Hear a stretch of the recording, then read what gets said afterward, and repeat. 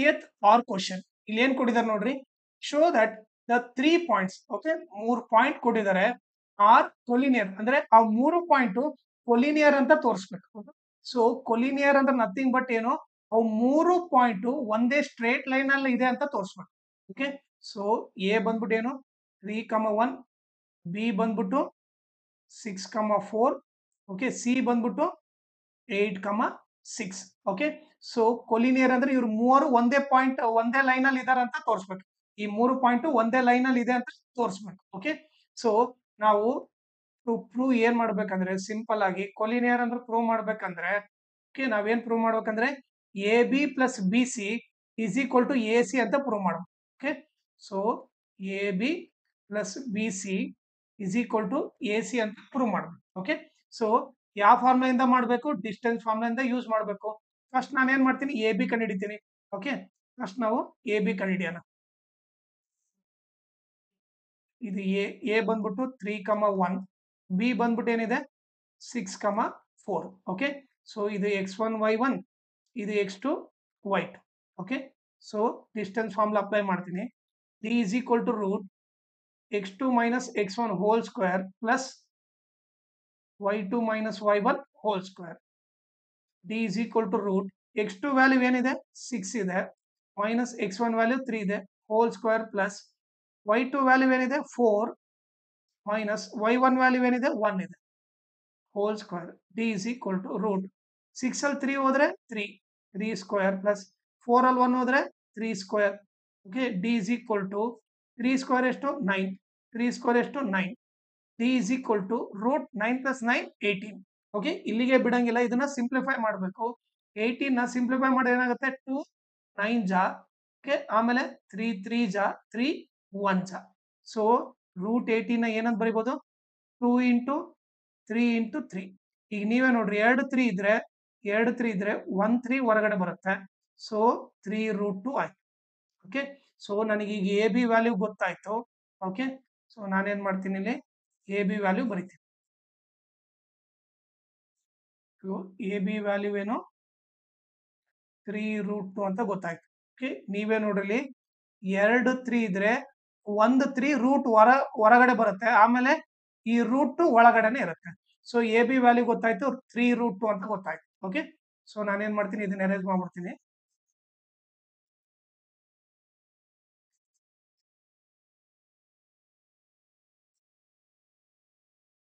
Okay, so ಈಗ A B ಆಯ್ತು, A B ಕಂಡಿಡಿದೆ. ನೆಕ್ಸ್ಟ್ ಬಿ ಸಿ ಕಂಡಿಡಿತೀನಿ. ಓಕೆ, ಸೊ ಇಲ್ಲಿ ಬರೀತೀನಿ ಬಿ ಸಿ. ಬಿ ವ್ಯಾಲ್ಯೂ ಏನಿದೆ 6,4 ಇದೆ. ಓಕೆ, ಸಿ ವ್ಯಾಲ್ಯೂ ಏನಿದೆ 8,6 ಇದೆ. ಸೊ ಇದನ್ನೇನ್ ಮಾಡೋಕೆ, ಇದನ್ನ x1 y1 ಅಂತ ತಗೊಂತೀನಿ, ಇದನ್ನ x2 y2 ಅಂತ ತಗೊಂತೀನಿ.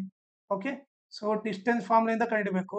ಈಗ ಇಲ್ಲಿ x2 ವ್ಯಾಲ್ಯೂ ಏನು 8 ಮೈನಸ್ x1 ವ್ಯಾಲ್ಯೂ ಏನು 6 whole square plus y2 value ಏನಿದೆ y2 ವ್ಯಾಲ್ಯೂ 6 ಇದೆ, y1 ವ್ಯಾಲ್ಯೂ ಏನಿದೆ 4 ಇದೆ.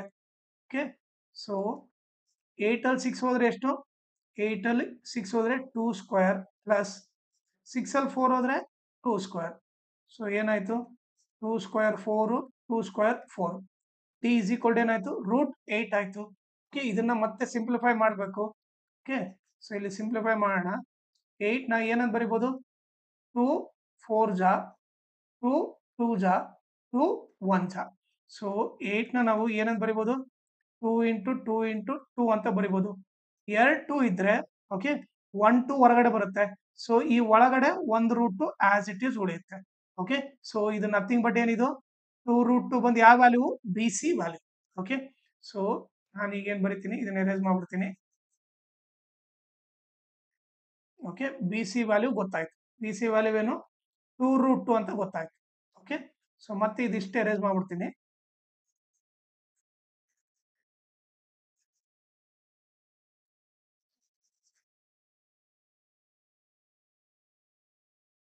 ಈಗ ನೆಕ್ಸ್ಟ್ ಏನ್ ಕಂಡಿಬೇಕು, ನಾನು ಎ ಬಿ ಆಯ್ತು ಬಿ ಸಿ ಆಯ್ತು, ಎ ಸಿ ಕಂಡಿಬೇಕು. ಓಕೆ, ಸೊ ಇಲ್ಲಿ ಎ ಸಿ ಬರ್ಕೊಂತೀನಿ. ಎ ಸಿ ಎ ವ್ಯಾಲ್ಯೂ ಏನಿದೆ 3,1 ಇದೆ. ಓಕೆ, ಸಿ ವ್ಯಾಲ್ಯೂ ಏನಿದೆ 8,6 ಇದೆ. ಸೊ ಇದನ್ನ x1 y1 ಅಂತ ಬರಿತೀನಿ, ಇದನ್ನ x2 y2 ಅಂತ ಬರೀತೀವಿ. ಓಕೆ, ಸೊ ಈ distance formula is equal to D is equal to root. Okay, x2 value ಏನಿದೆ 8 ಮೈನಸ್ x1 ವ್ಯಾಲ್ಯೂ 3 ಇದೆ.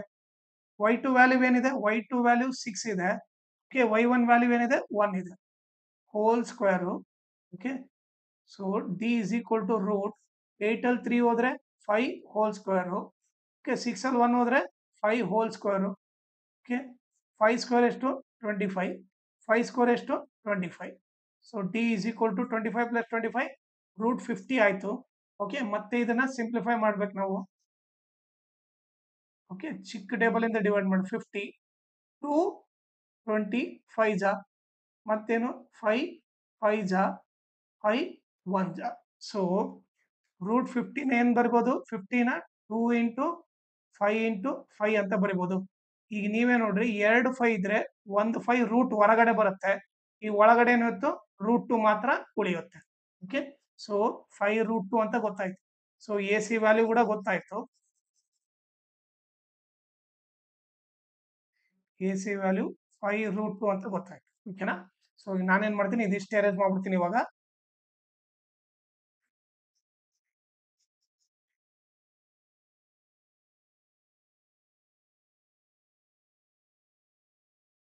ಈಗ ನೋಡ್ರಿ, ಟು ಪ್ರೂವ್ ನಾಗೆ ಟೇಕ್ ಎಲ್ ಎಚ್ ಎಸ್ ತಗೊಳ್ರಿ, ಇಲ್ಲಾಂದ್ರೆ ಅದನ್ನೇ ತಗೊಳ್ರಿ. A B plus B C ತಗೊಳ್ರಿ. ಎ ಬಿ ವ್ಯಾಲ್ಯೂ ಏನಾಗುತ್ತೆ, A B value 3 root 2 plus, okay, B C value ಏನು 2 ರೂಟ್ 2. ಸೊ ಈಗ ನೀವೇ ನೋಡಿದ್ರೆ 3 ರೂಟ್ 2 ಪ್ಲಸ್ 2 ರೂಟ್ 2 ಏನಾಯ್ತು 5 ರೂಟ್ 2 ಆಯ್ತು. ಓಕೆ, ಇದು nothing but L H S is equal to A B plus B C is equal to 5 root 2. ಇದು equation 1. ಈಗ R H S ತಗೊಂಡ್ರೆ, okay, take R H S ತಗೊಂಡ್ರೆ R H S ಏನು, ಇಲ್ಲಿ R H S ಬಂದು A C ಅಂತ nothing but ಏನದು 5 root 2. ಇದು ಈಕ್ವೇಶನ್ 2. ಈಗ ನೀವು ನೋಡಿದ್ರೆ L H S A B plus B C ಎಷ್ಟು 5 ರೂಟ್ 2 ಬಂದಿದೆ. ಎ ಸಿ ಕೂಡ ಏನು 5 ರೂಟ್ 2 ಇದೆ. ಸೊ ಫ್ರಮ್ 192 ಏನ್ ಬರಿಬೋದು, from 192 okay, A B plus B C is equal to A C ಅಂತ ಬರಿಬೋದು. ಓಕೆ, ಇವರಿಬ್ರು ಈಕ್ವಲ್ ಅಂತ ಬರಿಬೋದು. ಓಕೆ, ಸೊ ನಾವು ಅದೇ ತಾನೇ ಪ್ರೂವ್ ಮಾಡ್ಬೇಕಾಗಿತ್ತು. A B plus B C is equal to A C ಬರ್ಬೇಕಾಯ್ತು. 3 ರೂಟ್ 2 ಪ್ಲಸ್ 2 ರೂಟ್ ಏನಾಯ್ತು 5 ರೂಟ್ 2 ಬರ್ತಾ ಇದೆ.